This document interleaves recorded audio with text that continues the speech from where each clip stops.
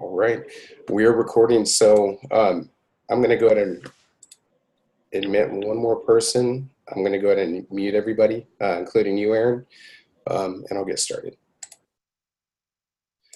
All right, well, everybody, welcome to BitFocus Train the Trainer for Clarity Human Services. So looks like we have a great group today. We're up to 20. There we go. We're up to 20 total. Everybody's going to be muted for the entire training. One of the reasons why we do that is just to move the training along. About the halfway point, we're going to go ahead and take a 5-minute break. After, and then at the end, we're going to have Q&A. So since I'm the only one from BitFocus on this training, if you can hold those questions until the very end, I'll do my very best to answer those questions, and any questions that I can't answer, I'll go ahead and take away as deliverables and deliver those questions to Erin, and she can deliver those questions out. But again, everybody, welcome to the Train the Trainer training. This is going to be our agenda that we're going to go over today. We're going to go over, looks like somebody else is joining. There we go. All right, just let them in. All right, so this is our agenda that we're going to be going over. We're going to introduce you to Clarity.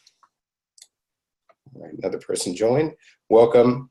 We're going to go over introduction to Clarity. I'm going to go over the Help Center with you. I'm going to be doing, talking a little bit about end user policy, searching and creating clients, program enrollments,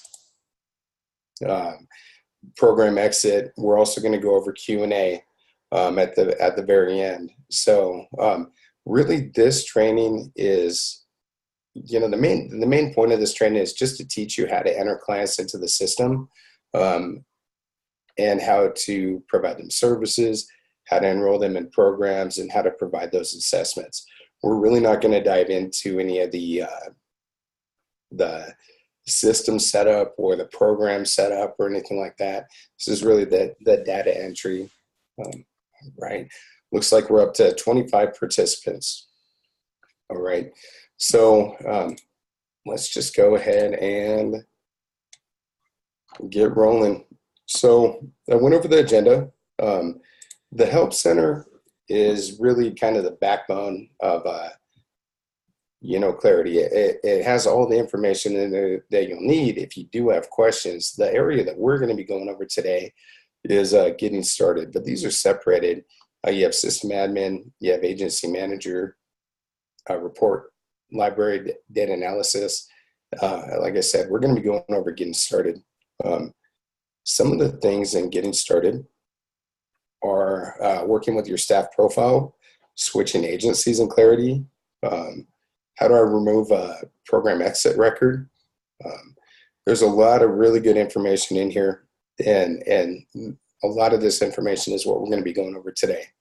And again, that is get.clarityhs.help. That's something that you'll be using a lot. All right. So to get started, when you go to your Orange County Live Clarity site, this is what you're going to see. All right. This is the login page. This is a training site. No live data should be entered into the training site. Everything should be fictitious since it is a training site. All right. Looks like we have a chat coming through. And the answer is yes, you should be hearing me. Are you not hearing me?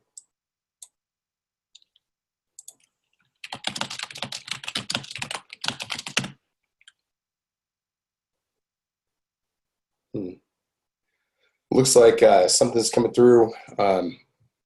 We see the mouse moving, but not sure if you are still prepping.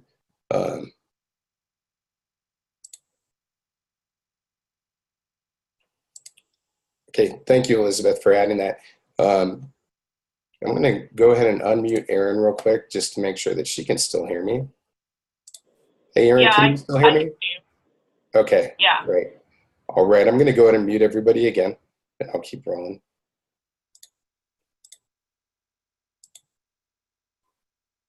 All right. Well, this recording is going to be recorded. I'm going to go in and keep moving on because we do have such a large group. And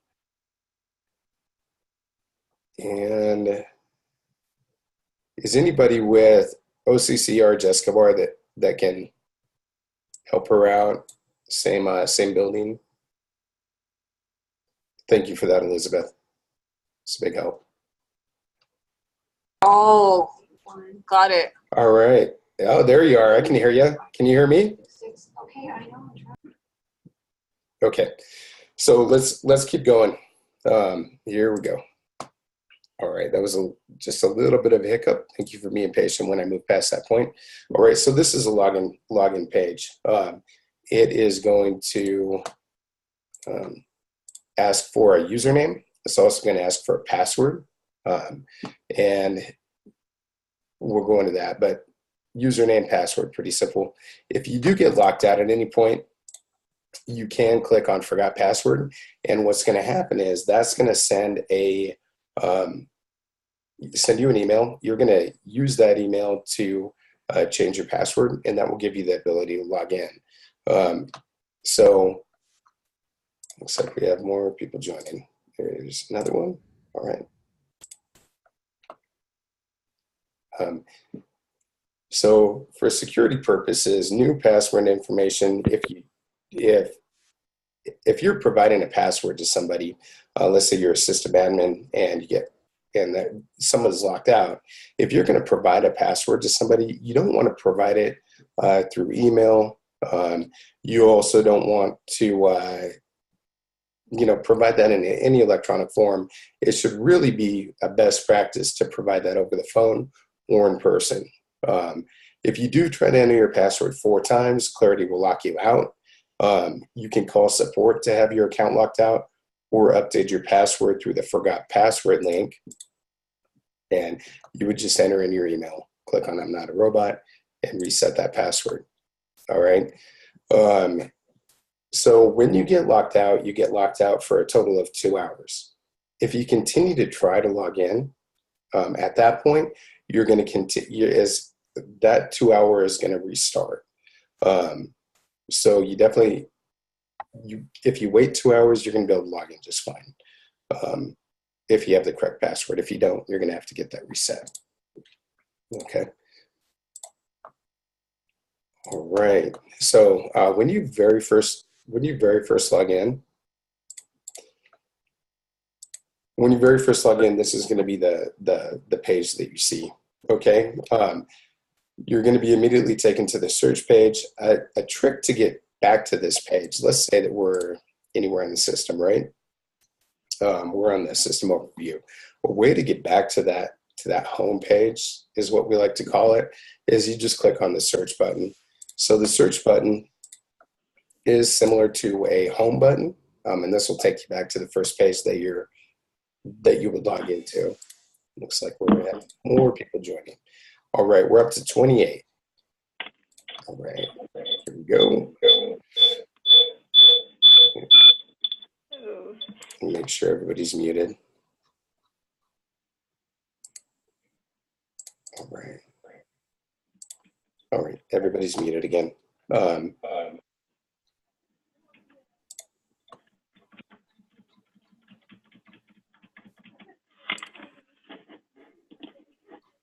right.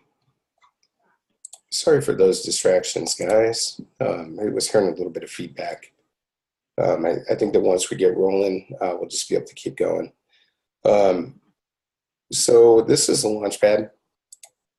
This Launchpad is set up for the system admin. So I have set up, manage, reports, calendar, and merge. End users aren't going to have that, and I'll show you what an end user has and an agency manager.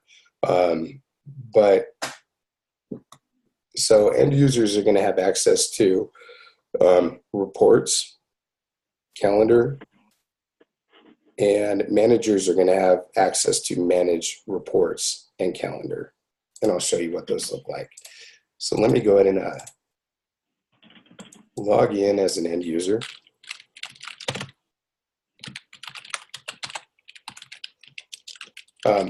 Just so you guys know, I'm a huge Seahawk fan.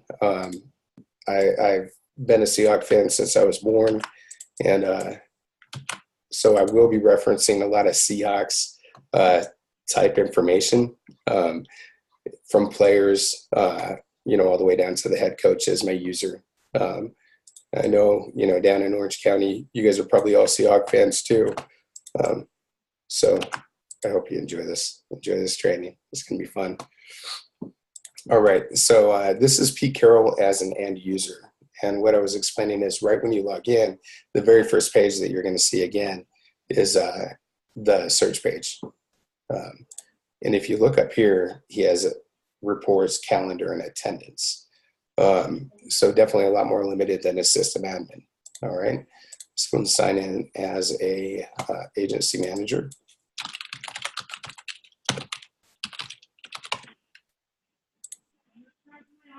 All right. There we go. All right.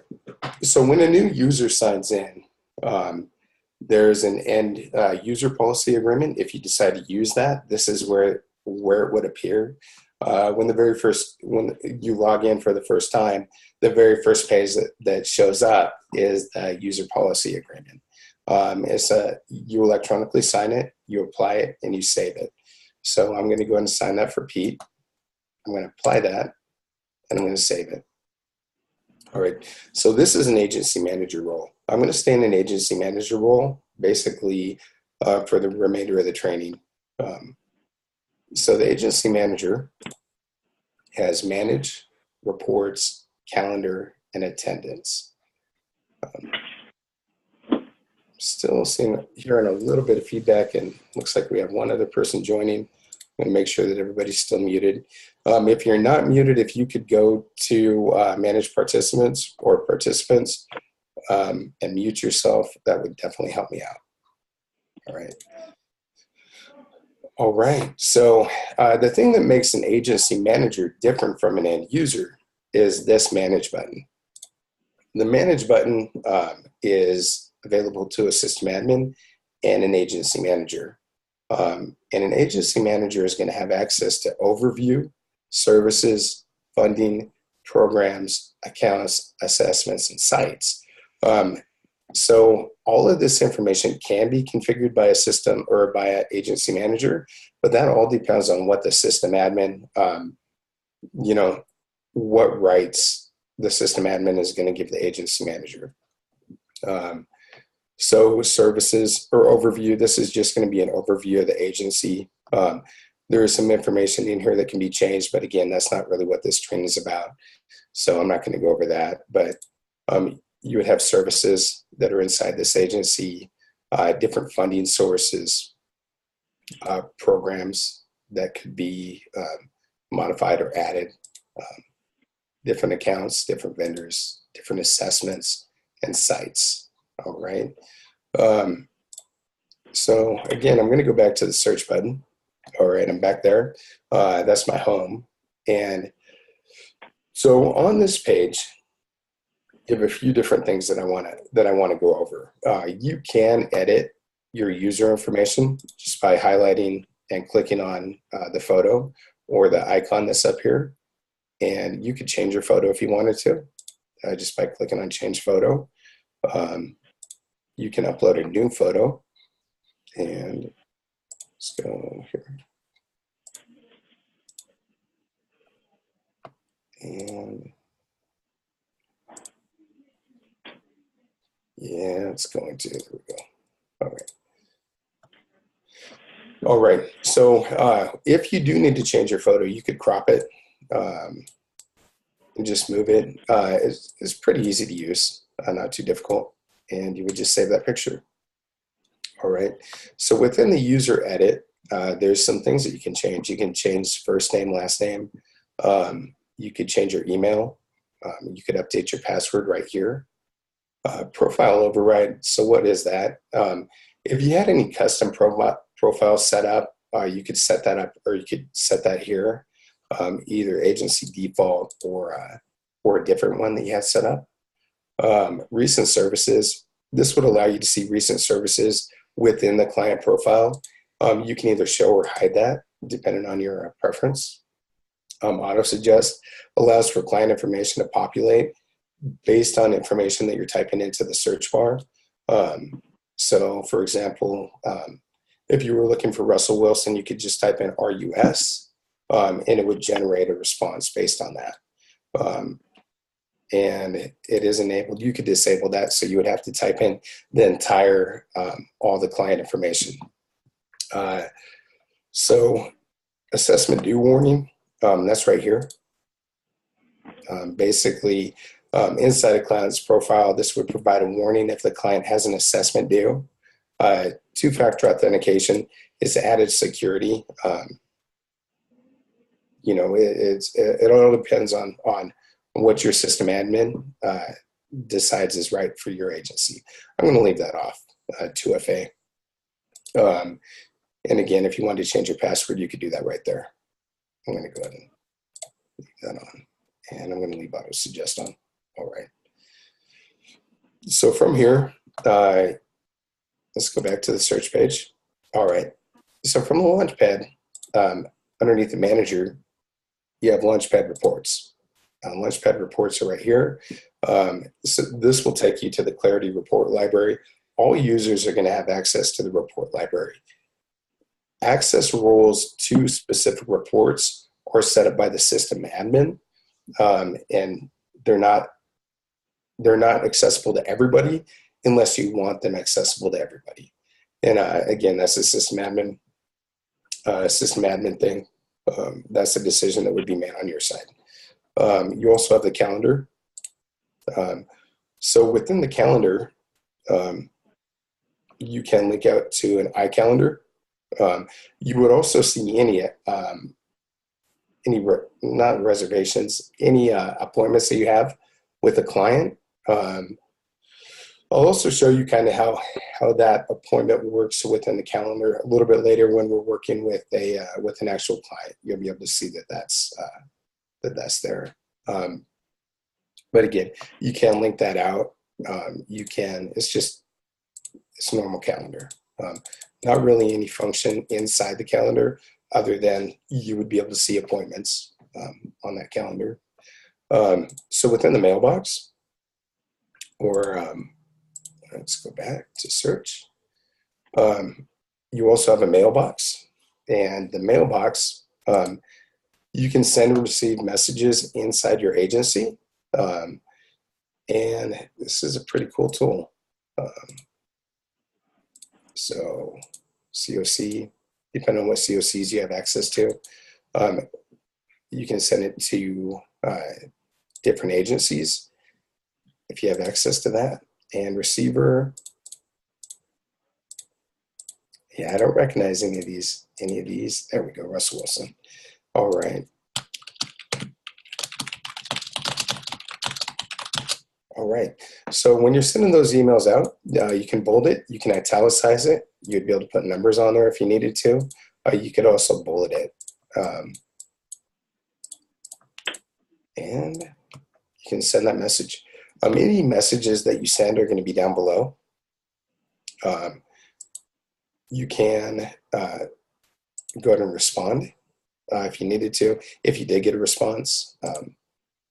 Just a cool way to send information back and forth to either within your agency or outside your agency. Okay. Attendance. So within attendance, this is where you could enroll a client into a service. One example might be dining hall. We'll explain this a little bit more once we get into the actual client profile. So going back to the search button. Okay, so let's say that you're done working in a client profile. It's really important for client security and your agency security to sign out. Signing out, again, is pretty easy. You just click over here and you would click on sign out. All right, I'm not going to sign out, but that's where you would do it. Again, just sign out. All right. So from here, we're going to be searching for a client. This is where the searches would live.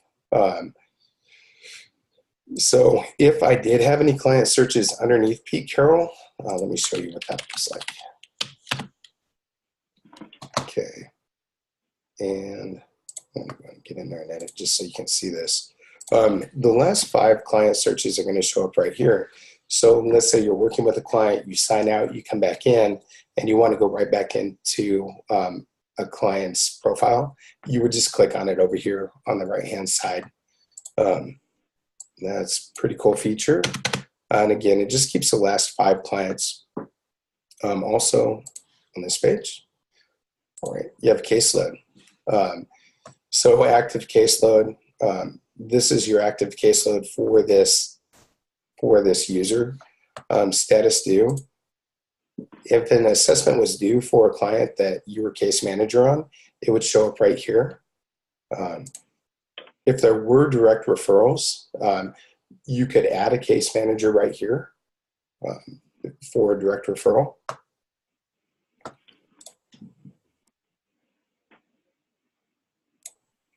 All right, so now we're going to go into searching for a client. Our recommendation is that you type in the first 3 letters of the name and the last three letters of the name.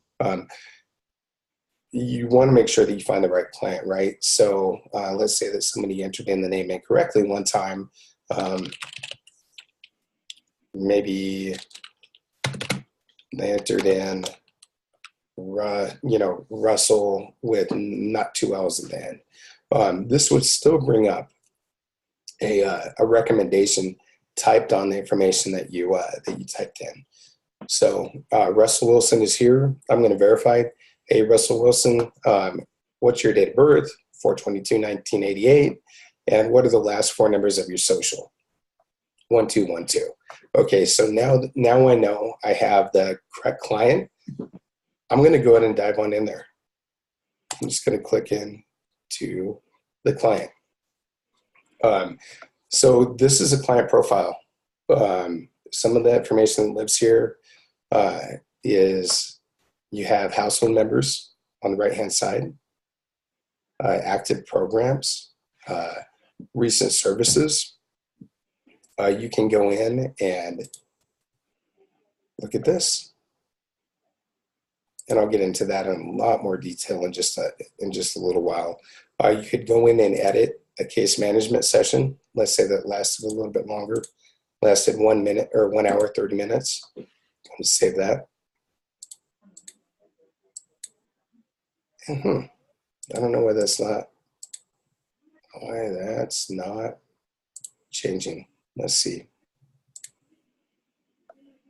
Still 1 hour, 50 minutes. I'm going to have to look into that a little bit later. But you can update recent services. So within a client profile, you have these tabs at the top, right? And all this enrollment screen is, or this profile screen is based on the HUD data standards. So this is definitely a requirement that all of this information is entered. So let's go over to history. All right, so the history tab looks like he's enrolled into Seahawks Transitional Housing. He did have a reservation into an emergency shelter bed night. He also took an assessment. He also received some services. And you can tell down here, it is color coordinated. The longer a client's in a program, the more services, the more information is going to be in there. So that color coordination can help a little bit. You can also filter it, search it, case management. There we go.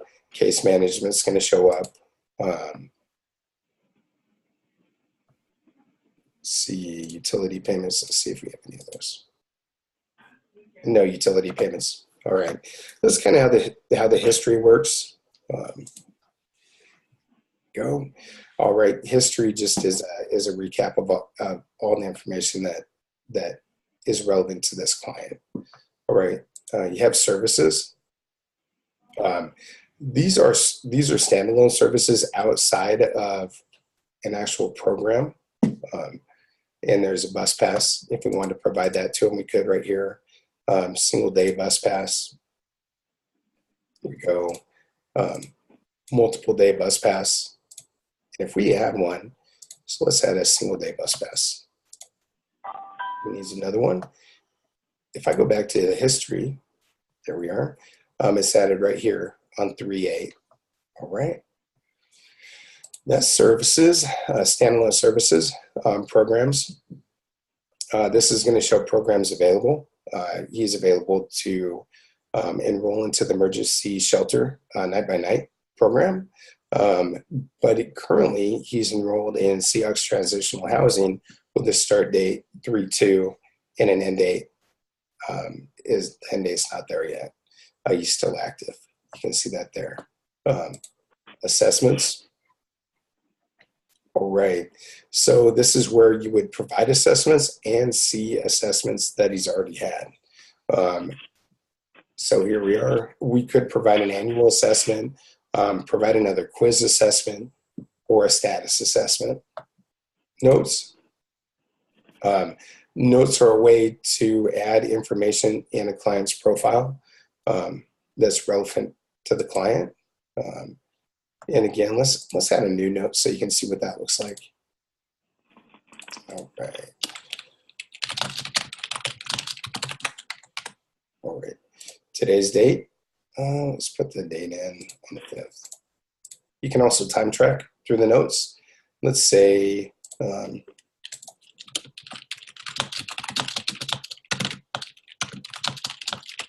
for 30 minutes. All right, so 30 minutes. There we go. Yeah, I'm not gonna do that. All right, and of course you can bold it, italicize it, number it, and bullet it. There we go. Add record. All right. So let's go back to notes.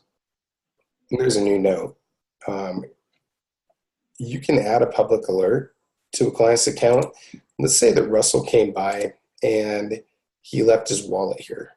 And we know that he goes to a couple different places for services. This is a public alert. All right. Russell. All right. Today. All right.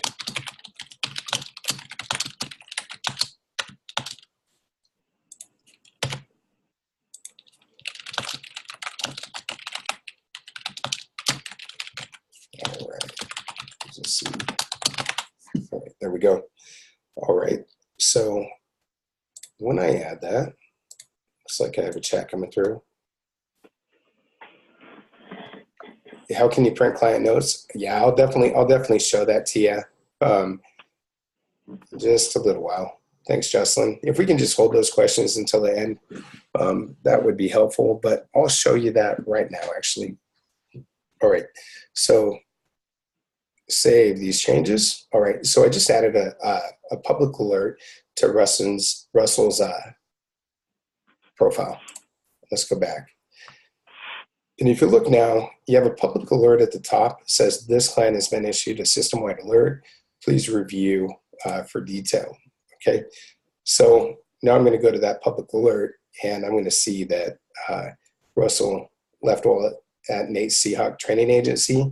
He probably needs to go get that. That's pretty important. To print client notes, it's pretty simple. You would just come over here, and you would come to client case notes. So just again, that printer icon, client case notes, you can run that. Today, let's go web page. I'm gonna go ahead and click OK. And this was a note that came in through the chat. It came in privately. I thought that it would be important to definitely call that out, show that to you guys. But again, if we can just save those questions till the very end, I'll be going over that. So saying no data to show right now. Let's see. And probably because it's today's date, and I don't think, okay. Let's change that to today.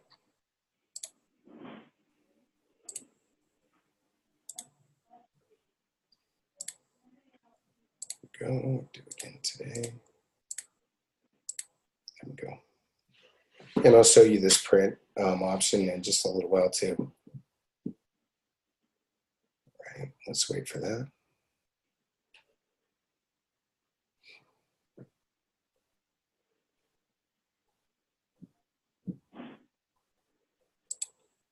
I wish when we were waiting for the information to load that I had some hold music. There we go. Client came in. We met for 30 minutes. And there's that note. You could just you could right click print if you needed to, and that's how you could do that. Okay. So again, let's go back to notes.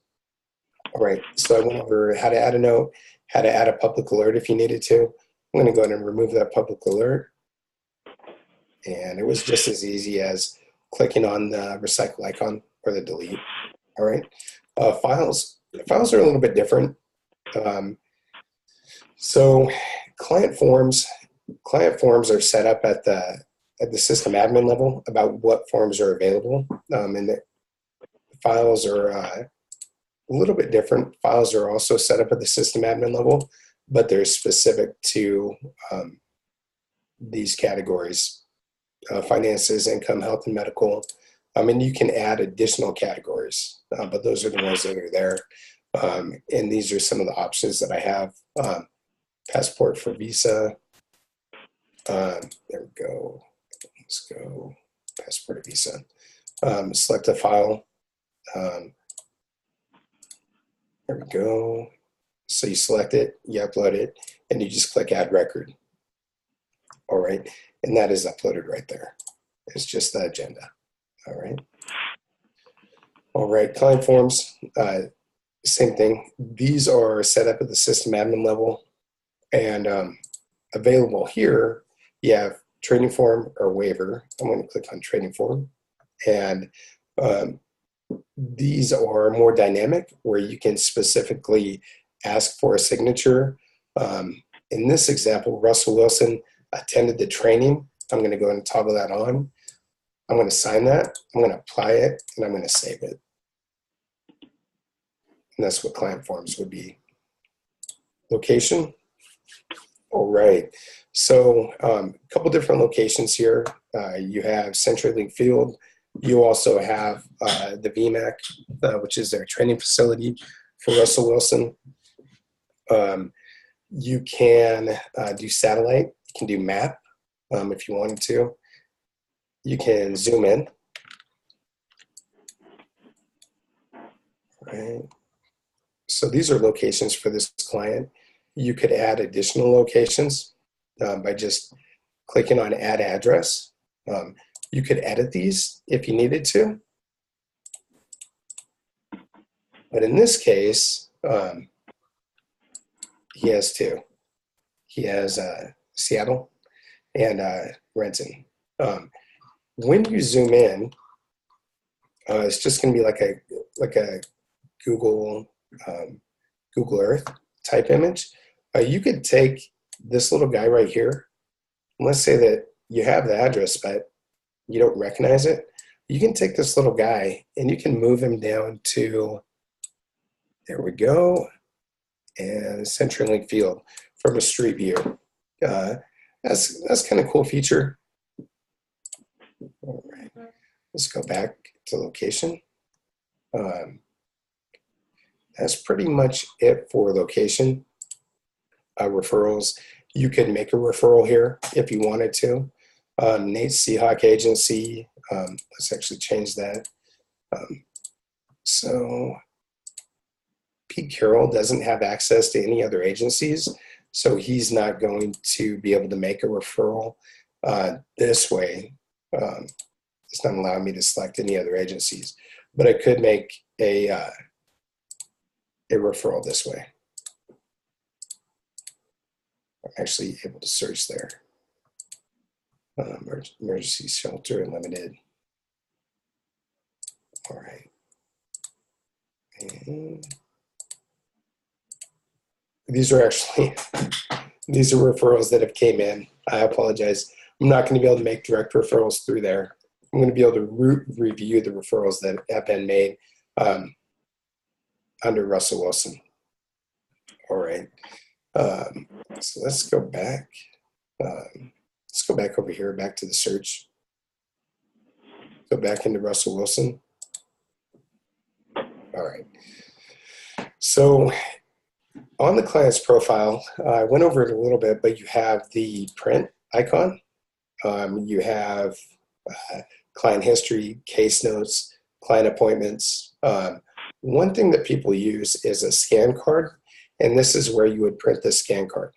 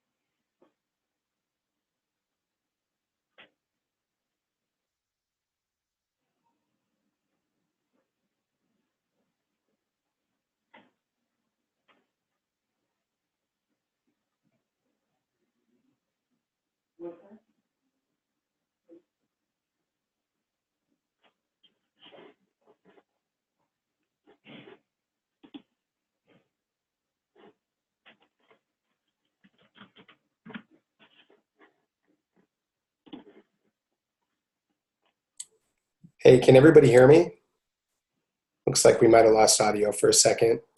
Okay, okay, I can hear you now. okay. What was the last point that you guys could hear me? You said printing. Printing? Okay. All right. Looks like there is Chris. All right. So was I going over the photo ID card? Did you hear that part? Okay. I'll go back over I'll go back over that just real quick, just in case it was missed. All right. So if you didn't hear it, client ID card is a card that a lot of agencies use. What they use this for is, let's say that a client wants to come in for a dining hall or a emergency shelter. You can print these cards up, hand those out to the client, and when you hand those out to the client, they can scan that card, and that will enter them into that attendance service. Some communities use that. It's a cool feature. And again, you find that just by going to the client profile, and it's right here in the print items. All right. So we have the calendar. I said that we were going to be going over this a little bit later. So let's go ahead and go over that. All right, there we are. Okay, there we are. All right. Thank you. Sorry, I got distracted for a second. Looking over a note that I had. All right, so adding an appointment.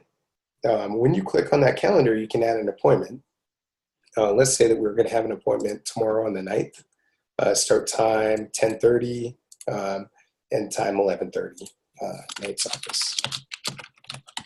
All right, there we go. So I'm going to go ahead and save that. And so now that I've made that attendance under Pete Carroll, let's go back to Pete Carroll's calendar. And there's an appointment with client Russell Wilson at 10:30.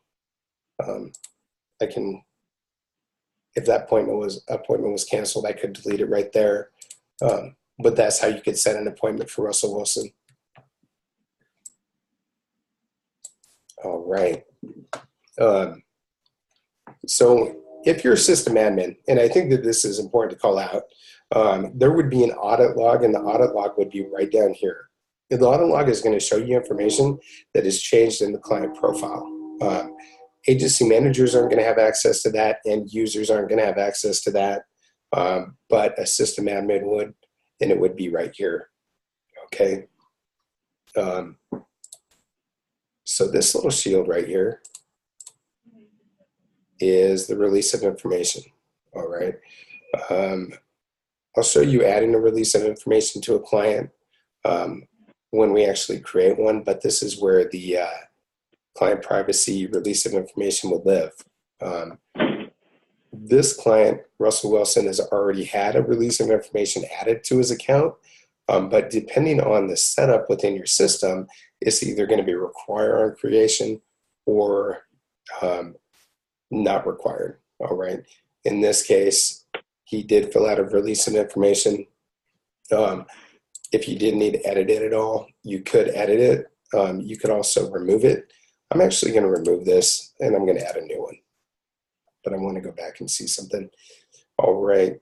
So to add a release of information, if it's not required on creation, and this does not look like it's required on creation, it's just recommended. You would want to train your staff. If it was a recommendation, you would want to train your staff to go to the client profile, click on release of information, add the release of information. Permission equals yes or no, depending. Start date 3/8.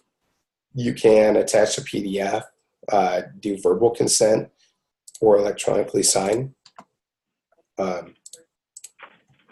You can make the release of information pretty dynamic with a lot of information in there about what they're releasing.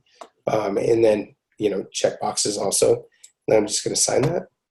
I'm going to apply it. And I'm going to save it. All right. And I'm going to add record. All right. See that yellow bar that went away, and you can see that the release of information has been added. All right. So let's go ahead and now that we've looked over a client profile that was already in the system, let's add a client. We're going to be adding Richard Sherman. So since I'm going to be adding Richard Sherman, of course, I want to type in the first 3 of his name and the last 3, and nothing's generating. So what that's telling me is that there's not, Richard Sherman isn't in the system. All right. And again, I can, continue to search if I want to. Something that I didn't call out earlier when I was talking about the search for the client, you can search a couple different ways, right? You can search first and last name. You can search by social security number. You can look for unique identifier. You can search a few different ways. Let's say that you've exhausted all resources, you're not able to find the client, you're going to want to add one. So the way that you add a client, super simple, I bet you can guess. You just click on Add Client. All right. And here we are. This is a new client page. All right. So what we're going to do from here is we're going to create a client, provide services. We're going to be enrolling in programs, adding family members. So you'll get to see all that. All right. Let's go ahead and enter Richard Sherman to the system.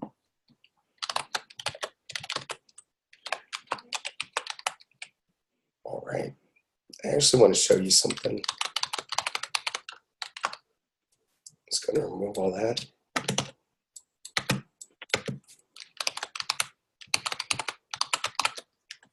All right. So let's say you put in the social security number. And when you do, it's going to bring up this warning if an existing client already is in the system. Would you like to load that client instead? So again, that's kind of a fail-safe to help with duplicate clients. If you select OK, that's going to bring up client Russell Wilson or whoever that social security is associated with. Let's go back, and we're going to add Richard Sherman. There we go. Again, you can cancel out of it if you're sure that you have the right social. You can cancel out of it. All right.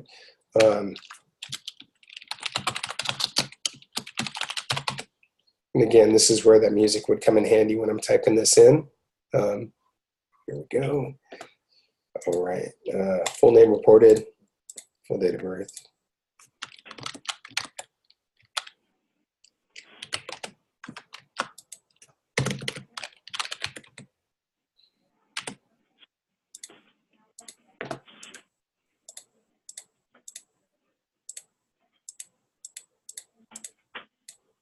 Okay, so a couple things to call out when you're creating the client profile. Some clients aren't going to give you the full information, right? They're going to say, no, I really don't want to share my information with you. You can select quality of name, data not collected, data not collected, client refused. And again, these responses are in line with the data standards, but it's really just up to your community's needs for how you process anonymous clients or clients that are refusing to give you data. In this case, Richard has given us all his information. Go. All right. A couple other things to call it here. Let's say that Richard he was born in 2001. That makes him under 18, right? Makes him, not able to be in the military. If you look down below, so when I change it to 2001, he's only 17. If I change that back to 2000, he's military age, and you can select veteran status, either no or yes. You can also set this up that if female, ask pregnancy questions. In this case, it's just veteran status generates if over 18 or over. All right. Let's say that we don't enter in. Let me change that to, all right. All right, so these are hard required fields. Race is a required field to enter in a response. You could enter in client as no and it would accept that. You could also enter in data not collected, but it does require a response. What this is doing is this is saying changes haven't been saved, try it again, all right? And let's change that back. There we go. And I'm gonna save it. It's going to allow me to. All right. And this, again, is a soft required for release of information. This isn't telling me that I have to fill one out. This is recommending that I do. If I had to fill one out, you would see that same red bar at the top that said, when you tried to save it, it would say, you have to fill out a release of information before we can move further. So in this case, I'm going to go ahead and enter a release of information. All right, there we go. I'm going to e-sign it and apply, save it, and add record. Go back to the client profile. All right, and as you see, that yellow bar is gone now. All right, so let's go ahead and upload a photo for him too. Go.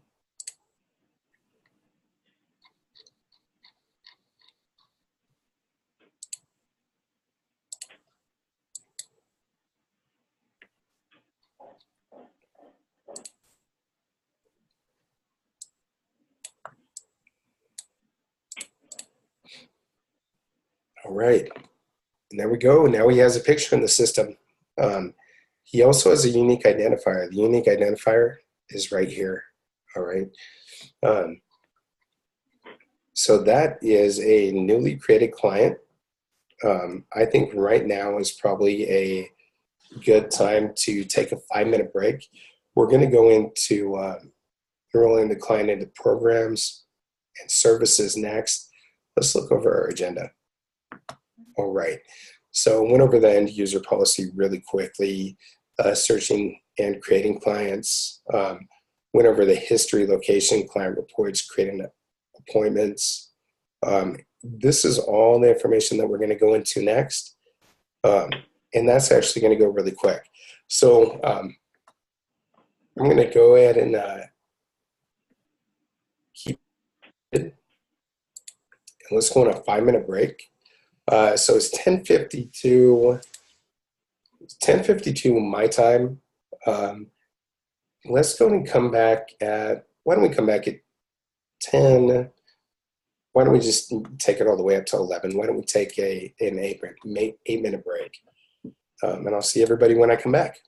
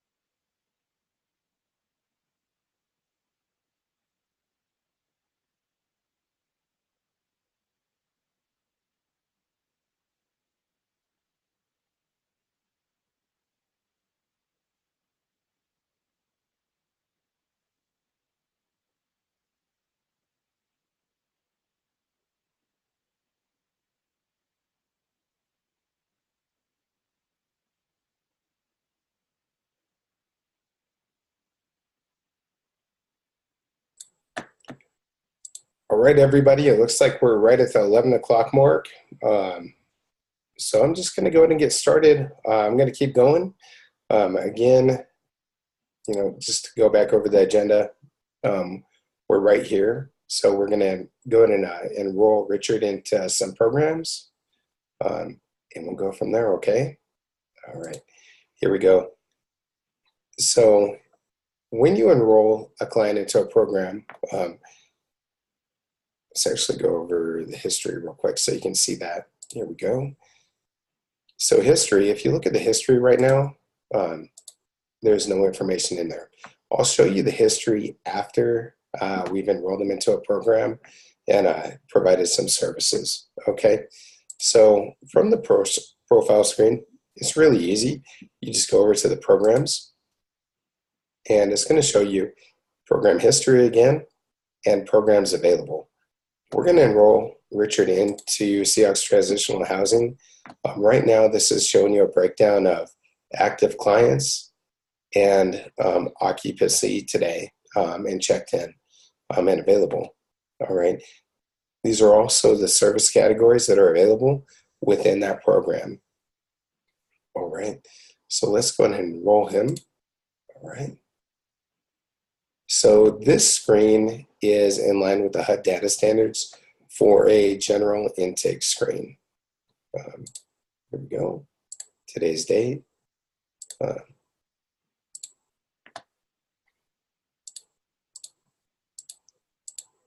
Cue the hold music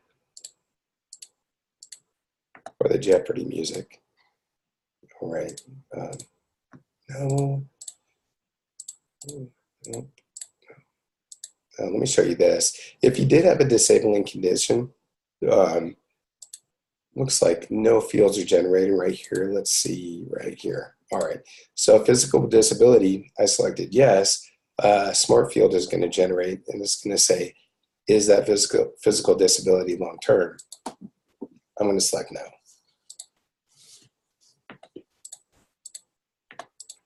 no. Same with mental health problem, is it long term? Select no. And yes, to income from any source. So if you see what happened there, when I select no, no additional fields generate. If I select yes, additional fields are going to generate. So when I select earned income, let's say he has $150. All right. And he also receives child support of $100. These fields are smart in the sense that they'll add that information. So earned income, he has 150, child support, he has 100. That's going to add that up, and then total cash income for the individual. Some of these fields are also going to have tooltip text. And what that is it's telling you exactly what information is needed. So, or what information is in that field. So total cash income for individual client for the last 30 days is this information right here, okay? All right, there we go. So receiving cash benefits, sure.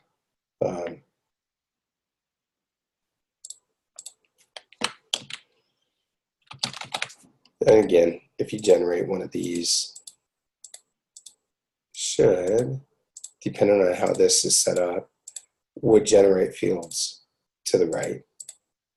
Other is asking me to give the source. All right, so 10 of transportation isn't going to require an explanation. That's just going to be what it is. Is he covered by health insurance? No, he doesn't have health insurance right now. So I'm going to go ahead and enroll him. And when I enroll him, it's going to directly take me to a screen to provide services inside this program. Okay.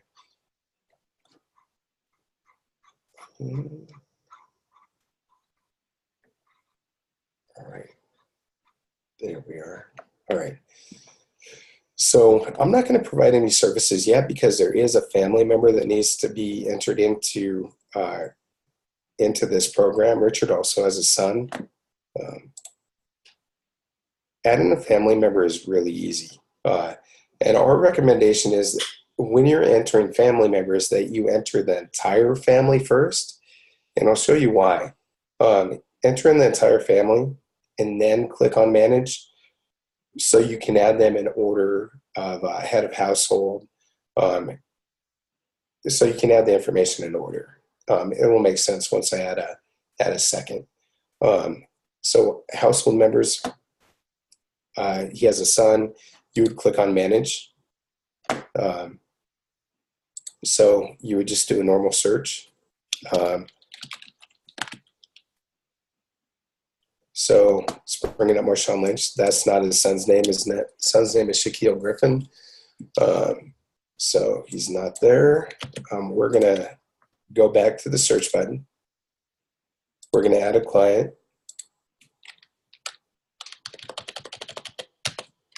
All right.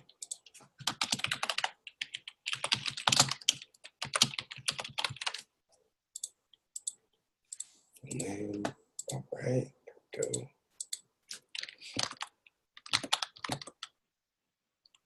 Let's do make him 5. All right. Gender male. All right. Just going to add that record.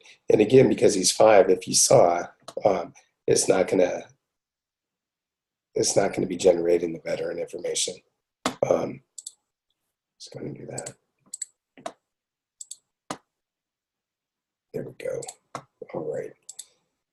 So now we have Richard and Shaquille. So I'm going to go back to Richard. I'm going to click on manage. I'm going to search for Shaquille.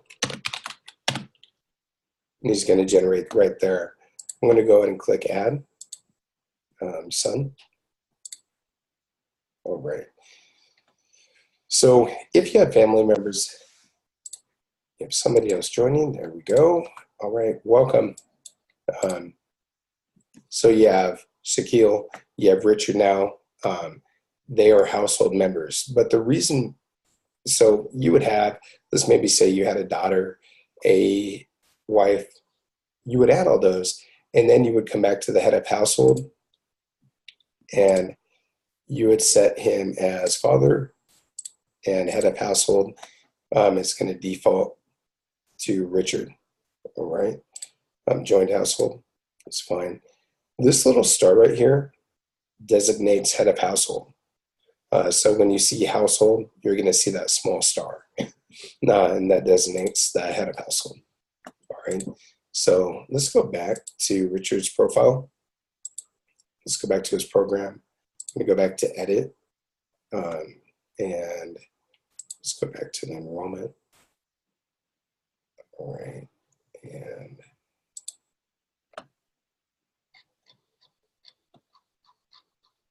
should have added Shaquille in also. Just going to go ahead and add him in there also real quick.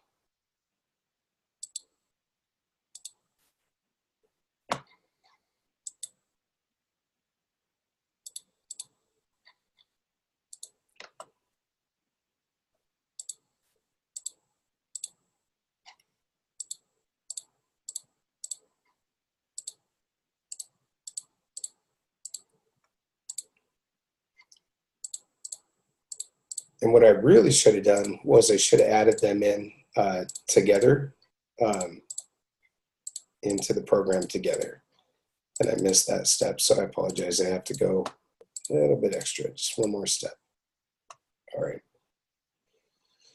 All right, so they're both in the program. All right, so now they're both in the program. Now we're going to add services. Here we go. Let's actually go back into the program.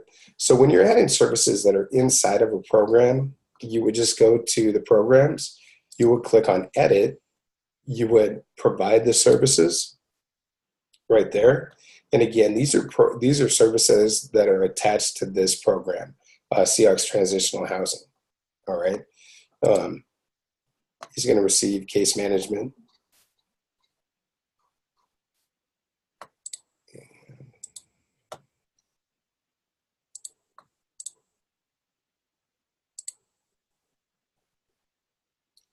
I really want to, I do not know why it's not allowing me to add them together.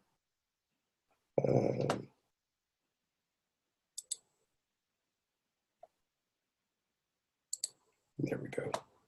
All right.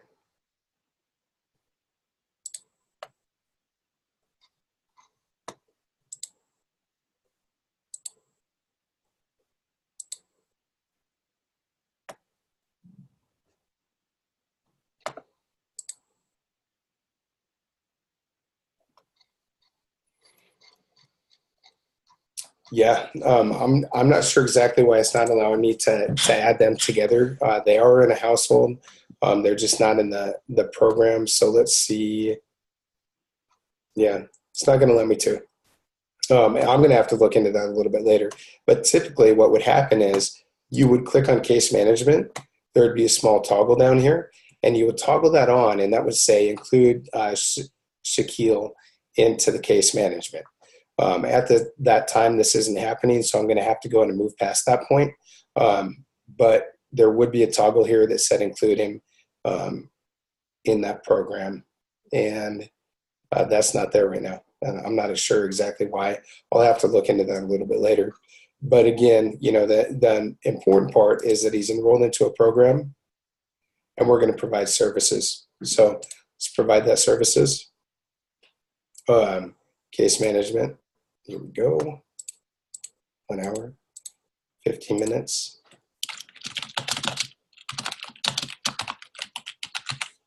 All right, submit that. All right. Employment, let's say that he's receiving employment assistance, help finding a job. All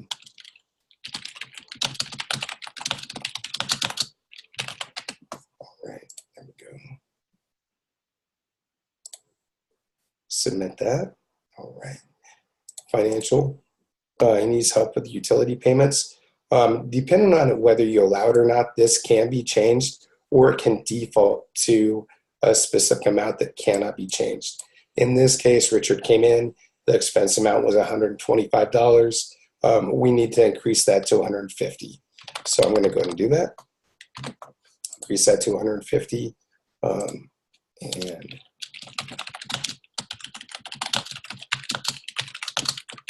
utilities. All right. Submit that. All right. And we're not going to worry about the outreach service. All right. So now we provided those services, but Richard also needed help with attendance or a standalone service. And the standalone service, to get to that, is really easy. You just click over here. So attendance-based standalone services are right here. You could provide that service right here also.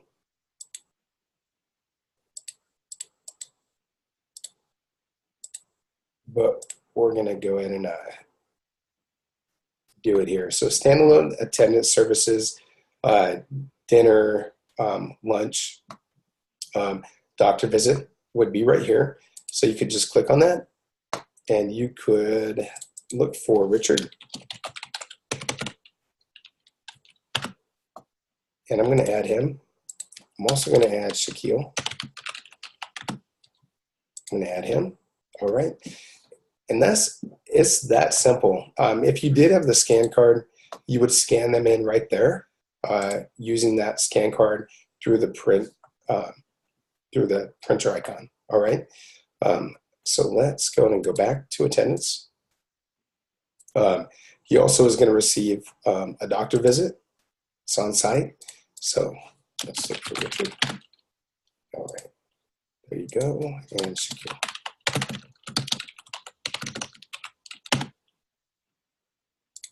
There we are. So he went to a doctor appointment also. So that's that. Now that we've provided all that, let's go back to Richard and let's go back to his history. So if you've seen his history, he's enrolled in Seahawks Transitional Housing. He's also received case management, on-site doctor visit, He went to an attendance-based service, dinner. He received help with utility payments and employment assistance. Over to the right, you'll see some information. So he's enrolled in Seahawks Transitional Housing. It tells you a little bit about the program that he's enrolled in and the agency. Over here is the note. So what note was added to that service? Down here, this dollar icon tells you how much money was included in that service. And right here, it tells you the date and the dollar amount.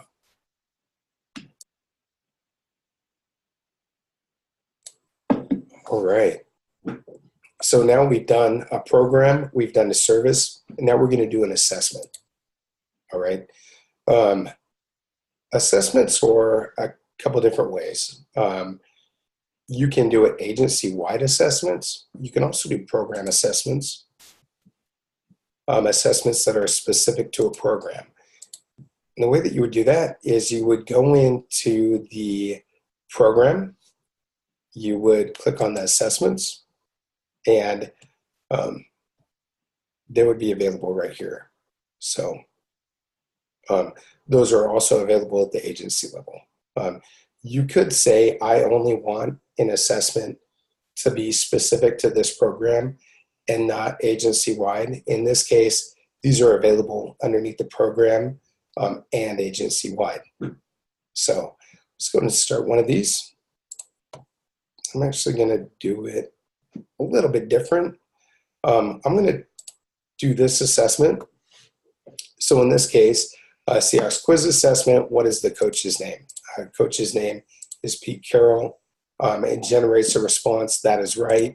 If I selected Peter King, that is wrong. We're going to select right. I'm going to save it. From the client profile, you can go to Programs, Edit, and over to the right, from wherever you are on the right-hand side, you're going to see that you can add a status assessment. You would just click on the Add button, and so Richard Sherman is going to take the status assessment. I could also add an annual assessment. We're going to do a status. All right. And this information cascades over from the enrollment screen. Depending on how long, that is really up to your system administrator on how long that information cascades. But if you recognize any of this information, this was the same information from the program enrollment. So I'm going to go ahead and select that. He's received a little bit more money, up to $200 and $175 child support. And again, it calculates it again. I'm going to also, he did receive health care, and it's going to be regions. All right. So now that status assessment has been completed. You can see that history right down there, but it's also right here.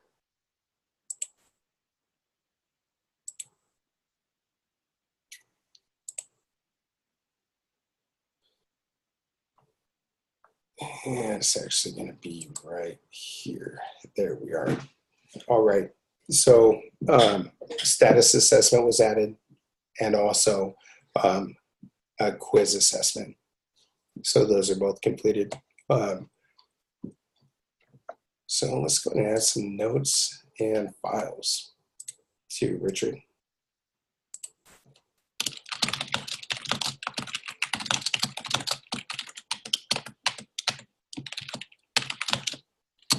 Again, we kind of already went over that when we were looking over the first profile, but I want to make sure that I add that. There we go. Add record. All right.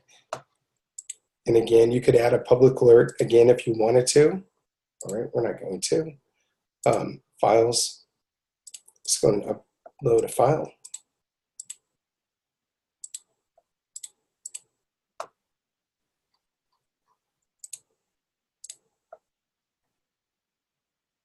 We're actually going to select a different file. We're going to select. go. All right. That's been added. All right. Location. We're going to add an address. I'm just going to add one up in Olympia.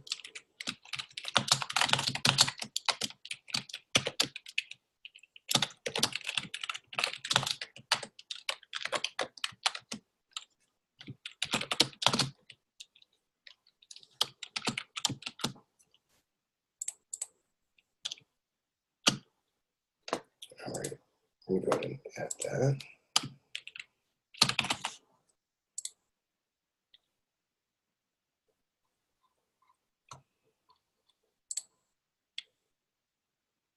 All right, as you can see, this is Olympia. This is the location. Could grab the person and look at that location. All right, so again, that's the same functionality that I showed you previously on the location. So we've provided a service. We've enrolled into a program, provided a service, gave them standalone services, also program services.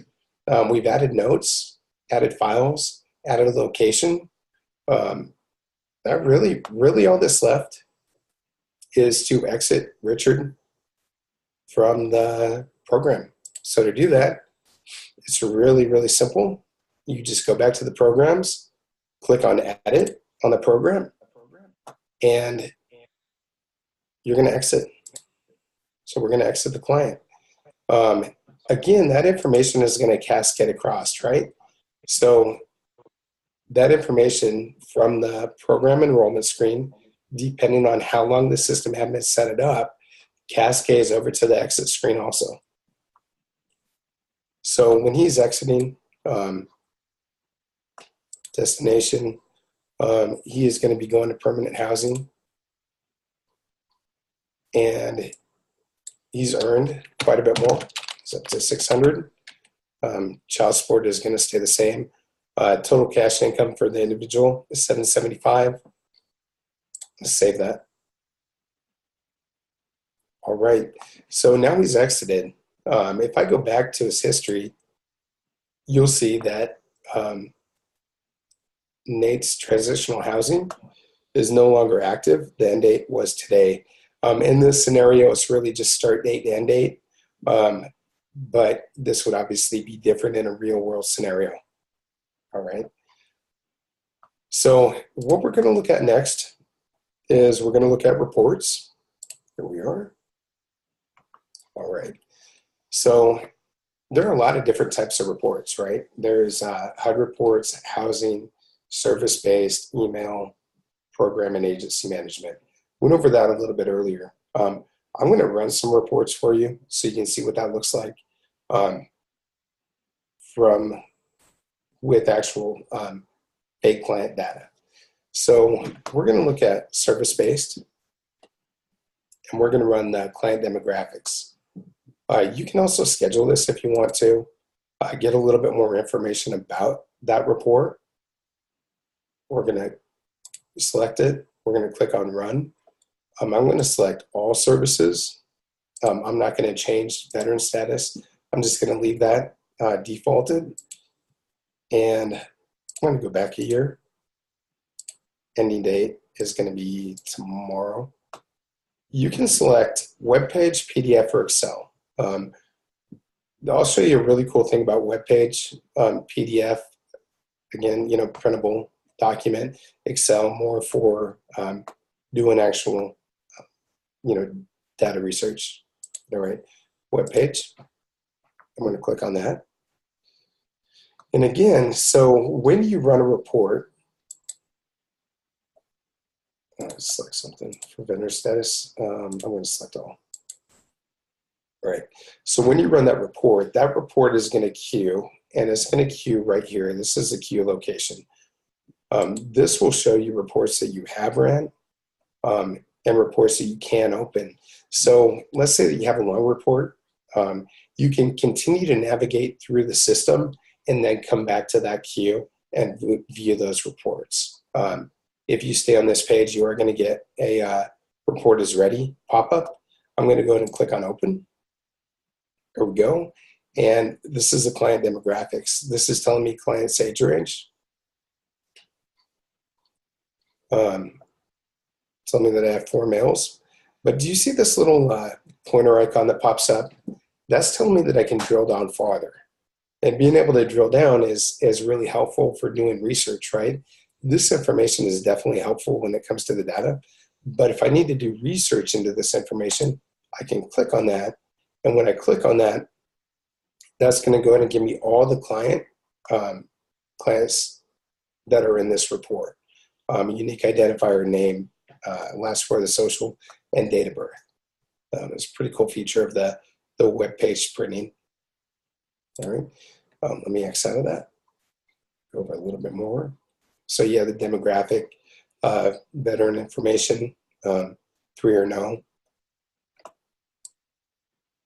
1 was a child, so that's not going to show up, and that makes sense. And again, just additional information and the services that were included in this report. So let me go ahead and go back. Also going to run another one. The program roster. I'm going to select all.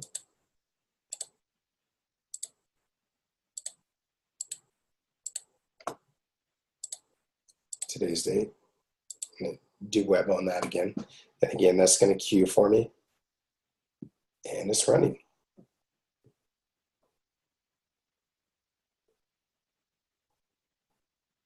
All right, let's go and open that up. So program roster report, this is going to show me different programs and what clients are in those programs. Looks like I have a question coming up. Yeah, absolutely, Adriana. The information in there isn't going to be very specific, or it's not going to be very detailed because there's not a lot of information. But yeah, I'll definitely show you a HUD report. All right. So within this program roster, you have the name, unique identifier, date of birth, and additional information. Are really helpful for program information. All right.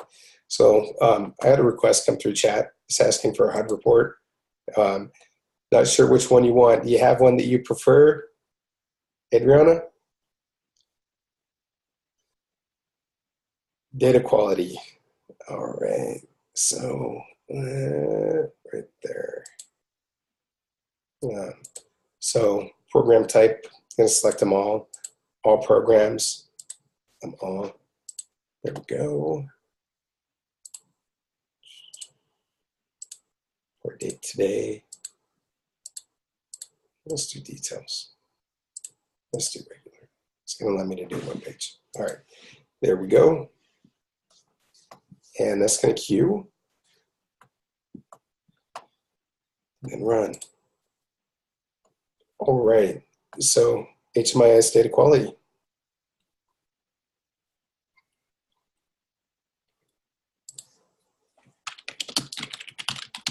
All right, I had a question come through chat. Just give me 1 second when I answer that question real quick.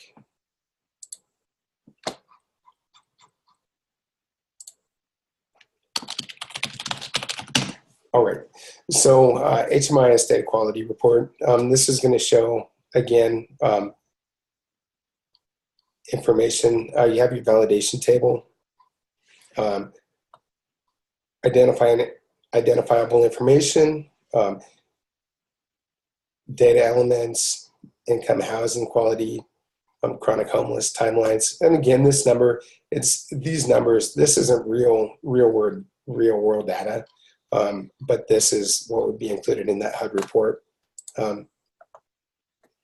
So the good news is that we got through all the information. What I'm going to do next, looks like Aaron got pulled away. But I'm going to be relying on, looks like Casey from the 211 team to help me a little bit with some questions that might come up. Um, so when it comes to this Q&A, I am fairly new to BitFocus.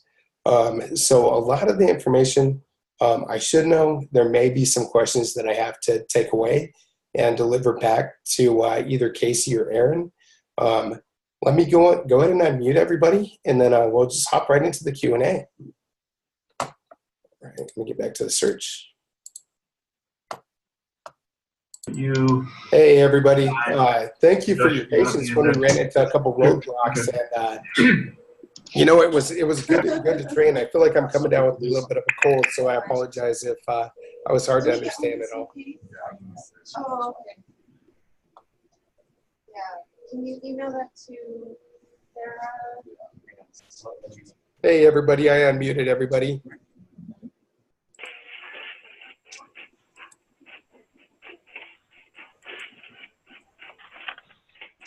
Hey, guys.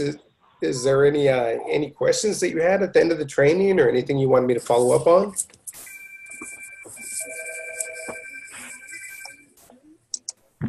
Yes, I have a couple of questions. Yeah, hi, who is this? This is Rose and Hi, Rose. a couple of my colleagues from Families Forward. Oh, great. Okay, so I have about 5 questions. Okay. You cut me off whenever you want to move on. All right. Yeah, go ahead. We definitely just do want to. We definitely want to keep the questions in the sense of the data entry type questions. So if we get into like the system admin questions, we'd want those to come to our program management tool. But I can definitely answer those questions. Yeah. Sure. Is the email function secure within Clarity?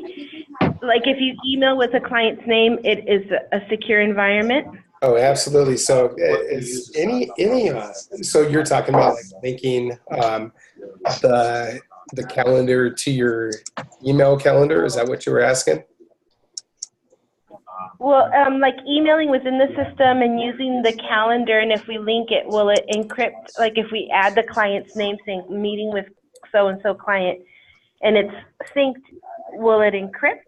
It's not going to encrypt it, but let me show you something. What it will do is if you, let's say that this was emailed right to your calendar, if that was emailed to you, it would not show any identifying information. It would just use a unique identifier. Okay.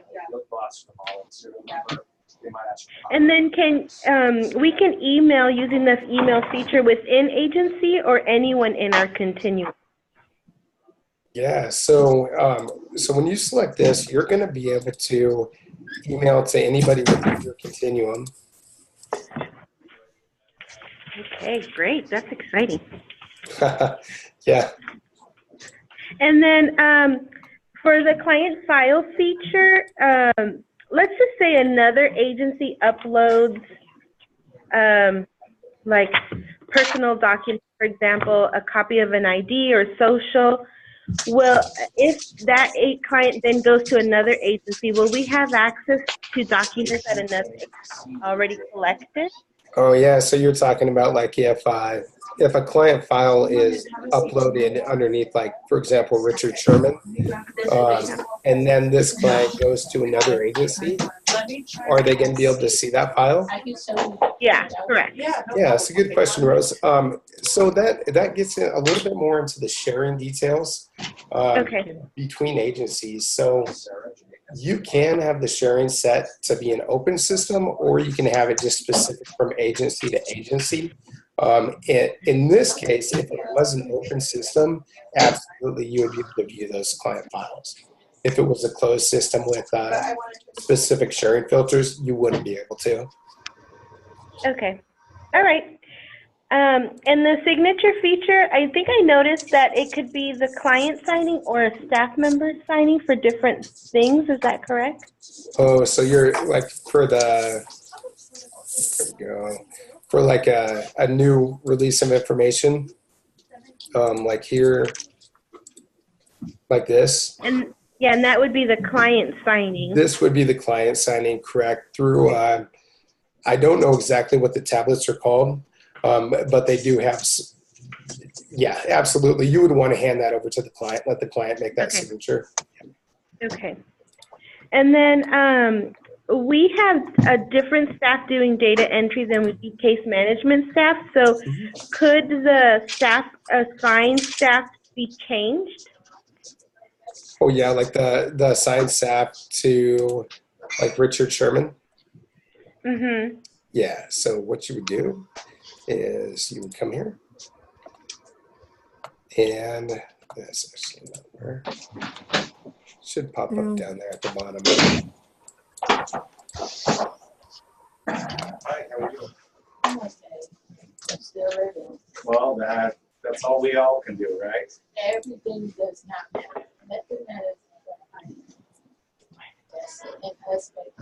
I think when I merged, I think that when I merged them, I ran into a little bit of an issue. But what you would normally be able to do is you would come over here, click.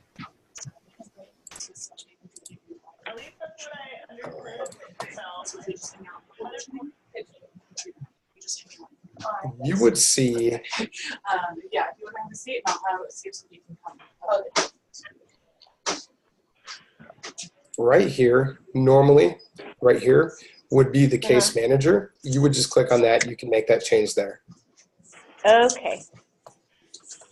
And then any reports pulled will select them as the assigned staff. Correct. Yep. All right. Those are all my questions. Thank you. All right. Yeah, no problem. Thank you. Hey, Jocelyn, I'm trying to unmute you. It doesn't look like it's allowing me to. Can you try to unmute yourself? I think we did. Can you hear us? I can hear you fine. Yep. Okay. I don't know if you can answer this question, but for grant specific reports, so like the CF, you'll see like the commission report. That's fine. As far as counting nights and all of that other stuff, can you answer that question for us, or should we ask that question to someone else? Oh yeah. Can you ask me that one more time? I'm sorry. There was some feedback with that. Sure. So we were just wondering how to input data on grant-specific related terms. So, for example, the commission on children, the CFCOC. So would you be able to answer questions on how to input data such as bed nights, services provided, and that kind of thing? Or is that a question to ask someone else? So with that question, if you would write that out, send that to Erin. Erin will follow that up with me, and I'll definitely get her a response. Okay, perfect. Thank Thank you. Yeah. Oh, and then the calendar, sorry, I have one more. Be able to merge that Clarity calendar to an Outlook calendar?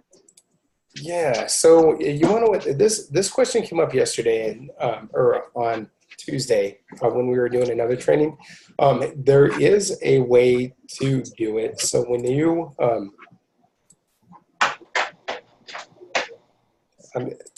you subscribe to the iCalendar, there is a way to link that to your Outlook calendar, but that configuration is done more on the Outlook side, not the iCalendar side. Okay. So yeah, the answer is yes, you can do it. Great, thank you. Yeah.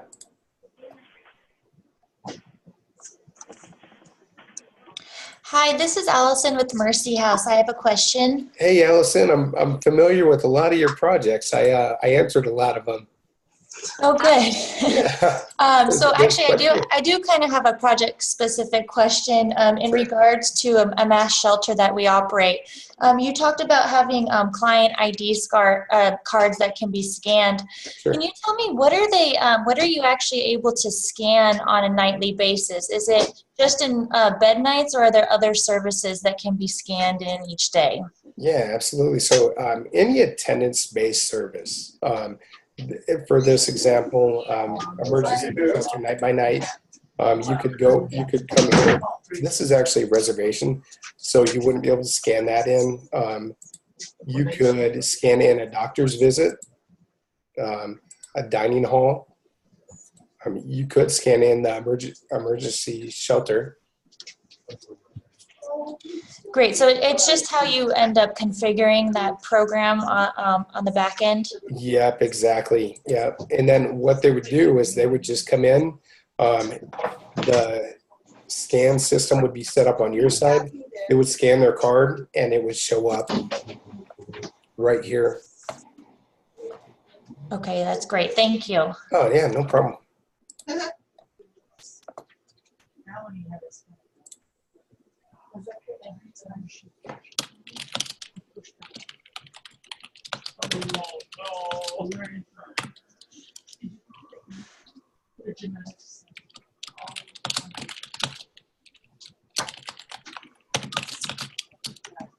And another question came in through chat. Looks like will we have access to the training site?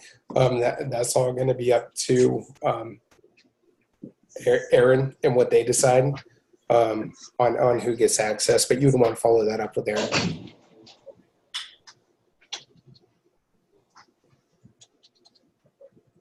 Do we have any other questions? Yes, there are two more on the chat. If I'm Yeah, not sure if Seth it's putting it used to you. clarity on their phones and tablets when they're out in the field. The answer to that is yes. We just created this new user interface. This new user interface is very new. I would say within the past 4 months, and because one of the main reasons why we developed that was so it could be used in the field with phones and tablets, et cetera. And Nate, can there be more than one agency manager profile within one organization? Oh yeah, absolutely. Yep. That would just be, don't want to go into it too deep, but let me go ahead and sign in as my own. All right, here we are. So right here, let's actually go back to the agency. I can't believe nobody said anything in chat about the Seahawks training site that I was teaching on. I thought people from Orange County would say, nah, it's all about the Rams, but nobody said anything. I was surprised. We're impressed. Yeah, the Rams are doing good this year, too. All right, so if you're a system admin, you would just come in here. This access role, you would just change that to an agency manager. And it's just that easy right there. Now there's 2 agency managers. Just that simple. And of course, that's a system admin function, not necessarily an end user or an agency manager. All right, great. Thank you. Yeah, no problem. Okay. Okay. No, I just wanted to no, I just wanted to make sure. All right. Do we have any other questions?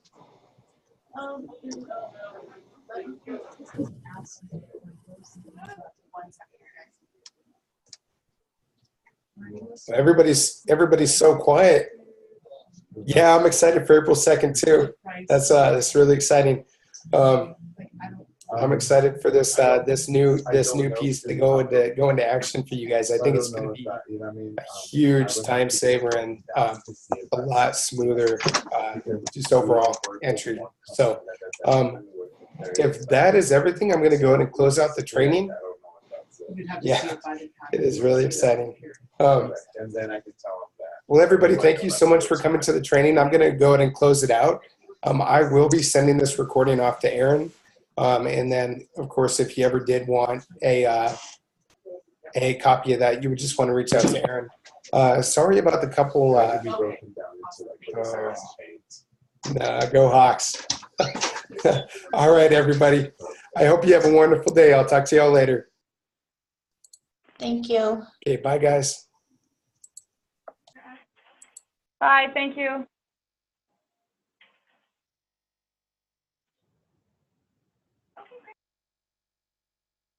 This was